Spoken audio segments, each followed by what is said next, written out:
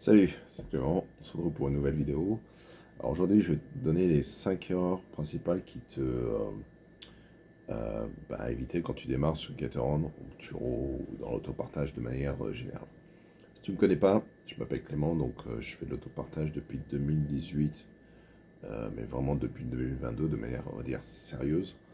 Euh, donc aujourd'hui, j'ai deux voitures, comme tu peux le voir, et donc j'ai fait cette chaîne en fait pour partager tous mes conseils, toute mon expérience, pour que toi aussi tu puisses faire la même chose, dégager un complément de revenu qui est quand même ultra intéressant à travers cette activité. Donc on va voir en détail les 5 heures pour laquelle je pense beaucoup échouent en fait sur ce business. Et je vais donner un exemple très simple. Alors premier pour moi c'est des photos ratées. Et je vais donner un exemple vraiment très très concret. Donc ça tu vois c'est une de mes voitures. C'est une voiture que j'ai achetée l'an dernier, que j'ai mise sur le site, donc GetAround depuis fin d'année dernière. Et donc je vais te montrer, en fait, donc tu vois, c'est plutôt sympathique, hein, tu peux dire, ça donne envie. Hein. Et là, j'ai trouvé en fait deux contre-exemples de ce qu'il ne faut pas faire. Alors celui-là, c'est le moins pire, j'ai envie de te dire. C'est un concurrent qui a à peu près la même voiture, qui est même plus récente. Comme tu peux voir, qui a que seulement deux évaluations. Alors ok, c'est très positif, mais si j'avais en avais parlé dans une autre vidéo. Si tu as pas beaucoup d'évaluations, c'est normal que tes notes soient plutôt positives. Parce que déjà, ça veut dire que tu as démarré, donc la voiture elle est à peu près, on va dire, nickel. Elle n'a pas de dégâts, ou elle est, en général, elle est, voilà, elle est en meilleur état qu'une vieille voiture, une voiture qui est là depuis plus longtemps, donc une voiture d'un certain âge. Euh, mais par contre, on va s'attarder juste sur les photos. Tu vois, parce que là, tu vois, alors je peux zoomer. Alors, je sais pas pourquoi je peux pas zoomer.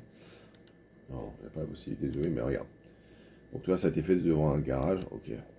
Peu importe, certes il y a de la luminosité, mais est-ce que franchement, toi, ça te donne envie? Tu vois ce que je veux dire? Le cadre est ultra important, tu vois. Moi, ce que j'ai fait pour ma voiture, toi, je me suis mis dans un coin sympathique à côté de chez moi, un hippodrome, tu vois. Donc, et surtout, c'est la qualité, tu vois, enfin, les vues, tu vois, la luminosité, déjà. Tu la vois sous tous les angles, à l'intérieur aussi.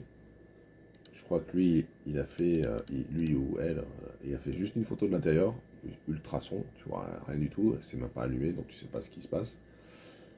Et pourtant, il y a une meilleure voiture, tu vois, une voiture plus récente, etc. Mais est-ce que vraiment ça te donne envie, tu vois? Si tu compares avec la mienne, tu vois, là, tu as photo de tout, l'arrière, l'avant, le coffre, tu sais ce qu'il y a, tu vois, en termes de, tu vois, enfin, t'as tout, quoi. Et surtout, dans un cadre sympathique, avec une luminosité sympathique. Là, tu vois, c'est triste, quoi, c'est glauque, en fait.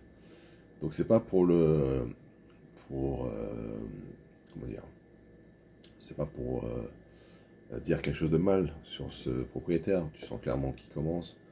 Je crois que c'est sa seule voiture en plus. Et pourtant, encore une fois, c'est une meilleure voiture. Tu vois, c'est une boîte automatique. Moi, c'est une boîte manuelle, plus récente. Tu vois, c'est la dernière version. Moi, c'est la version d'avant. Donc la motorisation est meilleure, etc., etc. En termes de design, bon là, après, ça dépend des goûts. Moi, je trouve pas qu'elle a quelque chose de particulièrement mieux parce qu'ils ont juste rajouté ces trois lignes. Bon, je trouve ça pas vraiment. Ça rajoute pas vraiment quoi que ce soit, sinon le reste c'est exactement la même chose. Mais voilà quoi. Donc c'est pas étonnant. Alors, je pense qu'il démarre. Je pense que c'est pour ça qu'il a pas beaucoup d'évaluations et qu'il a quand même des évaluations positives. Parce que la voiture, je sais elle est très bien. Si tu l'essayes, il faut vraiment être malhonnête pour donner une mauvaise note à ça, tu vois. Surtout si elle est en bon état, ce qui a l'air d'être le cas, tu vois, sur les vidéos, sur les photos. Mais voilà quoi, c'est juste. Et ça, je vais te dire, ça donne pas envie, tu vois. Donc les photos, c'est le plus important. C'est le premier contact, tu vois. Les gens, ils ont. C'est comme tout, c'est comme un CV, c'est comme tout, tu vois. T'as que 2 secondes pour te dire, voilà, est-ce que j'ai envie de, tu vois, de louer ça ou pas. Et là, ils ratent le coche à cause de mauvaises photos. Donc ça, et c'est pas le seul, tu vois, j'en vois dans tous les sens. Je t'ai trouvé un autre exemple. Et c'est même pire. Alors c'est pas la même voiture, je le connais parce qu'il est là depuis plus longtemps que moi, donc tu vois. Et tu vois, alors, je vais te donner ses résultats parce qu'il a déjà il a une note catastrophique. Je vais te montrer par rapport à ma Polo, parce que du coup c'est pas la même voiture, mais moi tu vois la Polo, qui est un peu plus vieille, mais en fait je l'ai mis qu'en 2022, tu vois, donc en fait elle est plus récente sur le site. Lui il est là depuis plus longtemps, parce que quand je me suis lancé, je le connaissais, il était déjà là. Il n'a pas changé les photos depuis. Ça fait 5 ans. Il n'a pas compris que c'était un problème. Bon, c'est dommage pour lui. Mais tu vois, moi j'ai 225 évaluations. Lui il en a que 137. Alors ça veut dire soit il a moins de locations, ce qui est possible, mais ça m'étonne. Bah, c'est possible. Mais même avec moins de locations, il a une pire note que moi avec plus de locations. Ce qui n'est pas normal. Normalement, c'est le contraire. C'est moins tu as de locations, moins tu as de clients à qui ça s'est mal passé, ou des rageux, ou quoi que ce soit, qui vont se venger dans les commentaires. Donc en général, tes notes sont toujours meilleures si tu as moins de locations. C'est normal. Donc là, c'est pas le cas. Et alors bon, la voiture vaut ce qu'elle vaut. C'est une Clio, c'est autre chose. C'est évidemment, c'est pas la même chose qu'une Polo, on est d'accord. C'est probablement aussi pourquoi j'ai une meilleure note que lui. Mais j'ai envie de dire, pour moi, ça s'arrête déjà aux photos. Tu vois. Le mec, il a fait ça dans un parking dégueulasse en plus. Franchement, je connais le parking, enfin, je vois où c'est. Enfin, et t'as pas de photo de l'intérieur. Enfin, t'as juste une photo de l'intérieur, juste le cadran. Bon, ok. Ça apporte rien, tu vois. Enfin, je veux dire, je veux pas dire de mauvaises choses sur cette voiture. C'est une voiture qui est très correcte. Mais c'est pas une voiture qui fait vendre, tu vois. C'est pas une voiture tu vois, qui donne du rêve. Donc le cadran avant, il apporte absolument rien. C'est fait dans un parking glauque. Ok, la luminosité est correcte, je te l'accorde. Mais voilà, quoi. Et surtout, t'as que 1, 2, 3, t'as que 4 photos. 4 photos. Alors que le site te permet de mettre, regarde, 1, 2, 3, je me rappelle plus combien, 4, 5, 6, 7, 8, 7, 8, 8 photos. C'est la règle. Tu vois, si tu as la possibilité de mettre 8 photos, il faut mettre 8 photos. Il faut tout montrer, autant que possible. Alors, si ça t'intéresse de savoir comment faire des bonnes photos, parce que tu n'as pas besoin d'être un professionnel, et moi, toi, j'ai fait ces photos avec mon portable, et c'est un Samsung, c'est même pas le S8, enfin, c'est pas le haut de gamme, tu vois, c'est juste un A, je sais plus combien, un 54 ou un truc comme ça. C'est pas, tu vois, c'est pas ce qui se fait de mieux en termes de photos, d'appareil de photos, tu vois, ni de portable d'ailleurs. Mais voilà, j'ai pris des photos qui sont quand même à peu près correctes, enfin qui sont même plus que correctes, qui donnent vraiment envie de louer la voiture. Surtout qu'à l'époque, en plus, elle était vraiment nickel. Elle était toute neuve, hein, pratiquement. Donc voilà, tu vois, je te donne plusieurs exemples, tu vois, ce qu'il faut pas faire et ce qu'il faut faire, quoi. Et pareil, tu vois, si on compare juste les notes, tu vois, alors j'ai que 38, on va dire c'est moins. Mais évidemment, c'est pas excessivement moins que ça, hein, c'est que c'est 4 fois moins seulement. Et j'ai des notes qui sont 1000 fois plus positives, tu vois. Et je suis sûr, et c'est une voiture que je loue seulement depuis la fin d'année dernière, tu vois. Donc, lui, ça fait a priori plus de 5 ans qu'il est là, il n'a que 137. Bon, c'est pas énorme, tu vois. C'est clairement, il fait. Et tous les derniers commentaires sont négatifs, hein, je te le donne dans le mur. Enfin, je ne vais pas les mettre parce que je ne veux pas dénigrer qui que ce soit. C'est pas ce que j'essaie de faire ici, mais voilà, c'est pour pointer. Pour moi, c'est ce truc que je vois en permanence. J'analyse mon marché, enfin la concurrence en permanence parce que ça m'intéresse, je suis fasciné par ça. Mais je vois ça en permanence, c'est pas le seul hein, qui fait des photos dégueulasses comme ça. Et par contre, je vois d'autres qui font même mieux que moi, qui mettent en scène, il y a la tour Eiffel derrière, tout ça, je trouve ça génial. Et c'est ma prochaine étape, la prochaine voiture, je vais faire probablement quelque chose comme ça. C'est génial, c'est ce qu'il faut faire. Il faut donner envie, il faut vendre du rêve. Les gens, il faut vous mettre dans la place des locataires.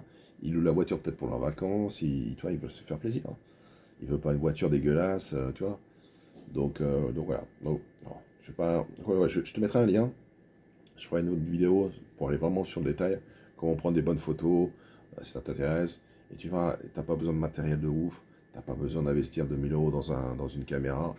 Je vais donner des manières très très simples, la luminosité, l'encadrement, la mise en scène, tout ça, qu'est-ce que tu dois faire, les angles, tout ça. Donc si ça t'intéresse, je mettrai un lien en dessous de la vidéo pour aller plus loin. On va revenir sur le sujet de la vidéo, donc les 5 erreurs qui te freinent à éviter quand tu démarres sur ce type de business, sur Gatorand. Pour moi, le deuxième, c'est le mauvais emplacement. Donc ça, j'en ai parlé plein de fois dans plein d'autres vidéos. Mais pareil, ça coule de source, mais si tu peux avoir la meilleure, tu peux avoir la meilleure recette du monde, le meilleur plat, si tu es situé où il n'y a personne, comment tu veux réussir? C'est pas possible. Il faut être dans un endroit où il y a un minimum de demande. D'accord? Pareil, Je te mettrai encore un autre lien parce que du coup j'ai une autre vidéo qui va vraiment dans le détail pour te dire voilà, comment choisir la meilleure ville, le meilleur emplacement, comment joser, comment savoir, même si t'es pas sur place. Hein. Moi tu sais j'habite à Taïwan, à 8000, je sais plus combien, 9000 pratiquement kilomètres de France. Et j'ai décidé de ma localisation à distance. Hein. Mais parce que bon, je connaissais bien Paris, je suis de là-bas, je sais les endroits où il faut être, enfin où il y a du tourisme, où il y a de la demande. Donc je le savais, on va dire, avant même de faire une étude de marché. Mais malgré tout, il faut faire un peu ça, il faut faire son étude de marché. Surtout si t'es pas du coin, tu vois. Donc voilà, donc l'emplacement, c'est la deuxième. Je vois des voitures exceptionnelles, enfin des voitures qui ont énormément de potentiel, des voitures comme les miennes, et qui sont situées loin d'une gare, nulle part sur Paris. Super, je connais le coin, je sais que c'est pas du tout pratique, même s'il y a une gare, un métro à côté, je sais que c'est pas du tout pratique. Il y a très très peu de lignes, c'est tout le temps en grève, je sais pas quoi. Je sais que ça va pas marcher, je sais direct. C'est dommage parce que le mec, il a tout. Enfin, quand je dis le mec, la personne qui fait ça a tout. Et il n'a pas choisi le bon endroit. Voilà. Bon, il a cru que voilà, je suis sur Paris, c'est bon, je vais faire du. Non, je peux te garantir qu'il y a beaucoup de gens sur Paris qui font un très très. Enfin, qui cartonnent pas du tout parce qu'ils sont situés au mauvais endroit. Donc pour moi, c'est vraiment les deux. Photo, c'est la base. Mais l'emplacement, peut-être même l'emplacement, c'est peut-être même numéro un. Tu peux avoir des mauvaises photos si tu es situé dans un bon endroit, je pense que tu cartonneras. Donc, je suis désolé d'avoir mis ça en deuxième, en fait, c'est le premier. Deuxième, c'est donc les photos. Troisième, pardon, ça va être la gestion des prix. Et là, je vais donner un exemple très particulier qui me concerne. Donc toi, j'ai fait de très bonnes années depuis que je me lance, 7000 euros minimum, tu vois. Et encore, tu vois, en 2022, c'était pas une année complète, mais 2023, tu vois, c'était l'une de mes meilleures années. 9000 euros pratiquement avec une seule voiture, hein, encore une fois. Même après charge, je dégage plus de 5000 euros de net avec cette voiture. Donc c'est pour te donner un ordre d'esprit. 2024, on va prendre 2024. Tu vois, j'ai fait moins en termes de chiffre d'affaires. Donc c'était l'année complète. J'ai fait que 7400 par rapport à 2023 où j'ai fait 9000, tu vois. Donc on se parle quand même de 2700 pratiquement euros de différence. Pourquoi? Parce que en fait, si tu te souviens bien, il y avait les JO en 2024 qui sont arrivés. Et je sais qu'on pourrait se dire, ouais, ça y est, JO, ça va être touriste, tout ça, ça va doubler la demande, tout ça. Et pas du tout, parce que Paris a été complètement bloqué. Et je te donne dans le mille, mon parking, donc là où je suis situé, était aussi bloqué, faisait partie de ces blocations. En fait, pour faire simple, c'était bloqué, il fallait un QR code, enfin c'était, même les piétons, c'est pas juste les voitures, tout le monde était bloqué. Tu pouvais pas circuler dans les endroits où se déroulaient en fait les JO. Et évidemment, moi, j'étais situé à côté d'un centre d'intérêt, à côté d'un stade où se disputaient donc la majorité, enfin une grande partie des compétitions. Donc, et ça s'est su très très rapidement parce que la ville de Paris a annoncé ça assez rapidement qu'ils allaient mettre en place ce système, aussi bien international que les locaux. Et tout le monde savait. Donc j'ai eu. Ce qui s'est passé, c'est qu'en fait, jusqu'à mange, juillet, août, c'est les deux plus gros mois. C'est la grosse saison. C'est les 2 mois que tu ne veux pas rater. Donc si tu fais 2 bons mois là-dessus, tu peux avoir une très très bonne année, même si le reste de l'année se déroule pas forcément, on va dire, pas aussi bien que ces 2 mois. Et en général, tu reçois donc des réservations très très tôt, tu vois, genre 2, 3 mois à l'avance. Les gens planifient ultra tôt leur congé de juillet-août, parce que tout le monde part en même temps, tout le monde a ses congés en même temps, etc.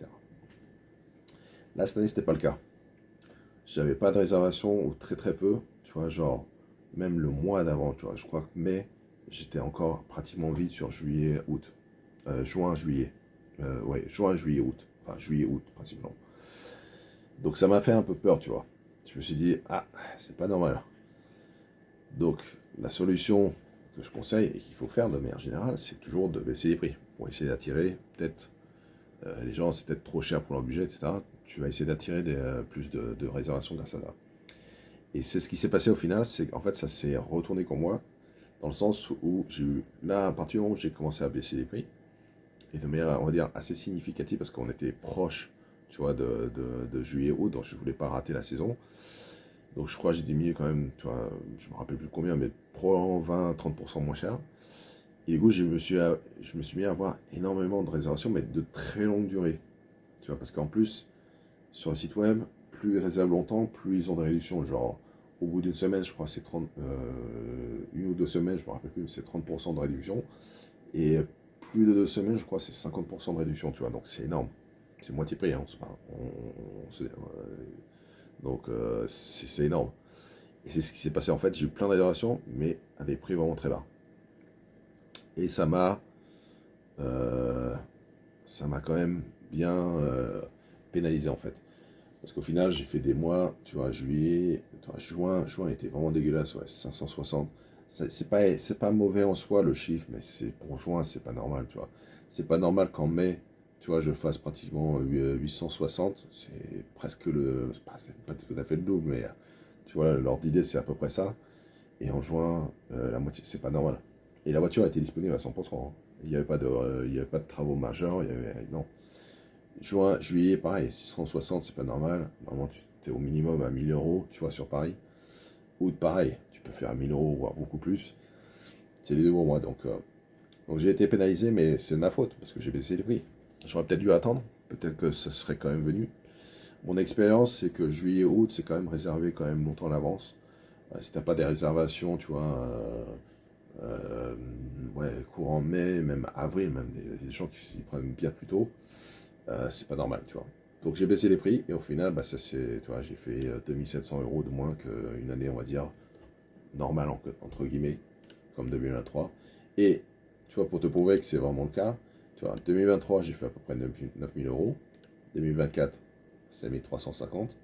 2025, 9000 euros à nouveau. Tu vois, et il n'y avait pas de JO. La seule différence, c'est qu'il n'y avait pas de JO. Et pourtant, 2025, j'ai eu aussi des travaux sur l'Apollo à faire, tu vois. Donc voilà, mauvaise gestion des prix, c'est aussi pour moi la deuxième erreur qu'il ne faut pas faire quand tu démarres. Je ferai une vidéo justement là-dessus, si ça t'intéresse, donne-moi un commentaire pour me dire tu veux en savoir plus, mais je ferai une vidéo sur comment ça marche, tu vois, les prix automatiques, parce qu'il y a aussi un système de gestion des prix automatiques, donc ça va ajuster à la hausse, à la baisse en fonction de la demande, automatiquement sans rien à faire. Mais bon, on va se mentir, c'est pas super, c'est pas très très accurate hein, comme système, donc il faut souvent le faire à la main. Donc ça c'est la troisième raison, pour la troisième erreur qu'il ne faut pas faire quand tu démarres. Quatrième erreur, c'est la mauvaise gestion des sinistres. Alors là, je vais donner un exemple aussi très très simple. Donc ça c'est la page de sinistre de Gatorand pour les propriétaires. Donc déjà, ce qu'il faut savoir, c'est que tu n'as que 5 jours après la fin d'une réservation, d'une location, pour pouvoir déclarer un sinistre. C'est-à-dire, ça peut être tout. Un pneu crevé, un dégât sur la carrosserie, un dégât moteur, tu vois, tout, un accident, tout. Et le problème, c'est que, je vais parler d'un exemple très simple, mais tu vois, j'ai eu un pneu crevé, par exemple, il n'y a pas très longtemps sur la 208. Et de mémoire, il me semblait que c'était remboursé à hauteur de 200 euros. Et en fait, ils ont changé, parce que Gatorand change évidemment leur CGV de manière assez fréquente. Et en fait, maintenant, ils classifient les voitures en fonction de l'ancienneté. Donc, une voiture ancienne, pour eux, un pneu coûte moins cher, ce qui est complètement débile. C'est pas du tout le cas. Un pneu, c'est un pneu. C'est peu importe l'âge de ta voiture, tu vois. Donc bon, je croyais que c'était 200 euros. Donc j'ai fait les déclarations, j'ai pris les photos, machin truc, j'ai fait la déclaration, à temps, etc. Et je m'attendais à un remboursement. Donc tu vois, quand j'ai eu le garage qui me dit ouais, ça va coûter à peu près 200 euros, j'ai dit ok, pas de souci. On change les deux pneus, c'était juste un pneu, mais tu vois, tu sais comment ça se passe si tu connais un peu les voitures. Tu es obligé de changer sur le même essieu, tu es obligé de changer les deux. Donc même quand tu as un seul pneu, tu es obligé de changer deux pneus, ce qui est con, mais bon, voilà, c'est comme ça. Donc on change les deux pneus, 200 euros. Et là, j'ai eu la réponse de Gatorade, évidemment, bien après 5 jours, parce que eux, ils mettent évidemment ultra longtemps pour te répondre et surtout pour te rembourser. Et ils me disent, ah bah non, non la grille, c'est votre voiture, elle est classifiée en catégorie 1. Enfin, c'est une voiture, je sais pas quoi, ancienne, j'en sais rien. Donc c'est que 150 euros. Donc, j'ai quand même perdu 50 euros dans cette histoire, alors que je ne suis pas responsable du pneu crevé. C'est quelqu'un qui a marché. Le pneu il a été changé en plus en début d'année, il était tout neuf. Même côté, hein. Les deux ont été changés, enfin les pneus avant ont été changés. Donc ils étaient neufs, il n'y a pas de souci. Donc il y a une crevaison de la part du locataire, c'est lui qui est responsable à 100%, mais je dois quand même débourser au final 50 euros à cause de ça. Il y a un truc qui cloche quand même, non? Donc ça c'est dégueulasse, mais voilà, c'est le jeu, malheureusement. Après, j'ai quand même gagné beaucoup plus d'argent, donc c'est pas grave, il faut penser global là-dessus, dans ce genre de cas. Mais voilà, quoi, j'aurais voulu être ou quoi. Donc moi, si j'ai un conseil à te donner, c'est, tu verras dans cette page, donc déjà lire cette page, très importante, qui te dit, il n'y avait pas tout, mais quand tu signes, il t'envoie les CGV complètes, enfin, à chaque fois qu'ils les mettent à jour, il te les renvoie. Donc malheureusement, ça prend du temps, mais je te conseille vraiment de les lire, et surtout de lire les grilles en fait, de remboursement, tu vois, ça vient juste là. Donc catégorie 1, tu vois, maintenant il y a plusieurs catégories de voitures, donc ils te disent erreur carburant, jantes endommagées, combien ça coûte, combien ils te remboursent, brûlure de cigarettes, etc. Tout, tout, tout. Pneus crevés, tu vois. Ah, bah tu vois, il y a marqué 200 euros. Ah, ah. Ah, je crois que je vais devoir contacter pour voir de quoi il s'agit. Donc là, ils se sont foirés, parce que moi, ils m'ont dit 150 euros, et alors qu'en fait, c'est 200 euros. 300 euros, tu vois. Ah, ah. Bon, bah tu vois, bon, on écoute toujours, bon, peu importe. Mais en gros, sois au courant de tout ça, parce que ça te permettra de ne pas te faire, voilà. Parce que tu vois, moi pour mon cas, pour 200 euros, c'est parce que c'est le prix pour, on va dire, un pneu de manière d'une marque, tu vois, donc un pneu d'une qualité assez, d'une qualité correcte. Mais j'aurais pu très bien choisir une qualité un peu en dessous, parce que de toute façon, les pneus, ils peuvent être crevés à n'importe quel moment. Et du coup, ce serait rentré dans les 150 euros, tu vois, de soi-disant, mais de Gatorade, et j'aurais pu ne pas perdre d'argent, tu vois. Donc, c'est un peu mon idée, tu vois, c'est un mauvais sinistre, c'est ne pas savoir les grilles de remboursement. Et encore une fois, ils les changent. Enfin, tu vois, je te dis, là, ils ont encore changé. Là, pour l'instant, sur la site, ils ont mis 200 euros. Donc, je vais là-dessus et je vais essayer de me faire rembourser les 50 euros de plus parce que c'est marqué sur la site. Hein. C'est pas moi qui l'ai inventé. Mais voilà, quoi. Donc, ils changent en permanence. Donc, il faut être au courant de ça et bien gérer. Et surtout, la règle des sinistres, c'est de ne pas attendre. Moi, si j'étais sur place, je ferais photo systématiquement dès que je vois quelque chose qui cloche, quoi que ce soit. Photo, vidéo, dans tous les sens, je déclare bien, mettre bien tous les détails aussi. Parce que des fois, ils essaient de t'avoir là-dessus.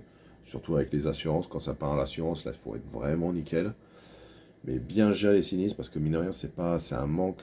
Ça peut être une perte pour toi, si tu dois débourser de l'argent, toi, comme je l'ai fait ou un gain, si tu n'as pas besoin de réparer, c'est un gain que tu peux perdre potentiellement si tu le fais mal. Alors que si tu le fais bien, tu vois, et que tu le déclares à temps, avec toutes les photos, avec toute la description nécessaire, qui peut te rapporter un chiffre d'affaires qui n'est pas négligeable. D'accord? Je suis désolé, cette vidéo commence à être un peu longue. Je vais essayer de speeder, de toute façon il ne reste plus des masses. Et puis cinquième point, donc c'est le dernier point, ignorer les avis des commentaires. Alors tu vois, comme tu peux voir, ça fait un petit moment que je le fais, hein, donc j'ai quand même pas mal d'avis. Euh, un truc, en fait, je vais donner un exemple très simple, c'est au début, tu vois, on a tous un ego, tu vois, ça peut être compliqué, plus ou moins compliqué d'accepter un avis négatif, et je sais que ça fait pas plaisir, même aujourd'hui, ça me fait pas plaisir d'en recevoir, mais avec l'expérience et le temps, tu te aperçois que c'est pas forcément fondé, en fait, comme avis, c'est souvent des rageux, des gens qui vont se plaindre parce qu'ils se sont pris une pénalité, qui vont se ranger sur les commentaires, tu vois. Donc, mais malgré tout, je te conseille vraiment d'écouter les avis, surtout ceux qui sont fondés, en fait. Ceux qui ne sont pas fondés, c'est pas grave. Essaye de les supprimer, c'est en faisant une requête auprès de GetOn. Si c'est pas possible, tu réponds de manière intelligente et tu démontres par A plus B, tu vois, que c'est pas fondé. Alors moi, j'ai eu un exemple, enfin, j'ai un exemple qui revient, c'est le deuxième d'ailleurs qui est revenu là-dessus, qui dit que ma Polo consomme trop.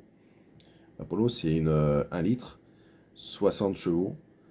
C'est ce qu'il y a de plus bas en termes de consommation sur on va dire ce type de moteur. Tu vois. Plus bas, c'est soit de l'électrique, et je crois sur le commentaire j'ai mis ça, une trottinette ou un vélo. Donc tout de suite, si tu lis ce commentaire et ma réponse, tu te dis, ah ouais, putain, c'est n'importe quoi. Le gars qui il se plaint c'est débile. Le mec qui connaît clairement pas les voitures ou c'est un troll. Et je pense que c'est un peu des deux, tu vois. Mais donc voilà. Donc répondre intelligemment aux mauvais commentaires qui ne peuvent pas être supprimés, qui ne sont pas fondés. Mais par contre, les bons commentaires, enfin les commentaires qui sont fondés et qui ne sont pas forcément positifs, écoutez. Et tu vois, de bien les analyser en fait. Et tu vois, un des premiers, enfin, quand j'ai commencé, j'avais un parking différent. Il y a un commentaire qui revenait quand même de manière assez, pas forcément fréquente, mais j'avais eu un commentaire, deux commentaires, trois commentaires là-dessus. Il disait, ah, la place, elle est quand même un peu petite, tu vois, un peu ric-rac, tu vois. Et c'est vrai que moi, n'étant pas sur place, que quand j'étais déjà à l'étranger, quand j'ai choisi cette voiture à distance, et en fait, je me suis dit, mais c'est vrai que sur les photos, la parking me paraît un peu petit. Mon frère qui passe sur place, il me dit, ah ouais, putain, c'est difficile de pas la toucher en la garant, tu vois. Donc là, je me suis dit, non, c'est pas bon, tu vois. J'ai pas envie de gérer des sinistres, même si, tu vois, tu peux gagner de l'argent là-dessus. J'ai pas envie de gérer des sinistres en permanence. Donc, décision, changer de parking. Toi, comme je suis à distance, je peux pas les visiter. Et de toute façon, tu peux pas les visiter, même sur Yaspark. Mais tu peux essayer. Et tu peux, alors c'est soit gratuit pendant X jours, 2-3 jours. Donc tu essayes, ou même si tu payes, tu vois, tu payes pendant 2-3 jours, tu essayes. Tu vois comment la réaction des nouveaux locataires. Et si c'est positif, s'ils te disent, ah oui, effectivement, le parking, et tu demandes carrément, tu dis, est-ce que la taille du parking, est-ce que c'est facile de se garer, tout ça? Et ils m'ont dit, oui, effectivement, il n'y a pas de souci. Et là, tu sais que voilà, le parking, et depuis ce changement, j'ai plus de commentaires de ce type. Tu vois, donc vraiment analyser et réagir si c'est possible, si encore une fois le commentaire est fondé, et prendre des actions qui permettent de corriger en fait ce qui peut faire défaut en fait à ta localisation ou à l'emplacement où tu es situé. Cette vidéo est bien trop longue, j'espère qu'elle vous a plu. Bon, c'est tout pour aujourd'hui, donc voilà les 5 erreurs. Lâchez les pouces quand même si ça vous a plu. Merci de liker, vous abonner, etc. Dites-moi ce que vous avez pensé, si j'ai raté quoi que ce soit, si vous avez des questions supplémentaires par rapport à ça. Et puis, je vous dis à très bientôt pour de prochaines vidéos. Allez, à plus. Hein.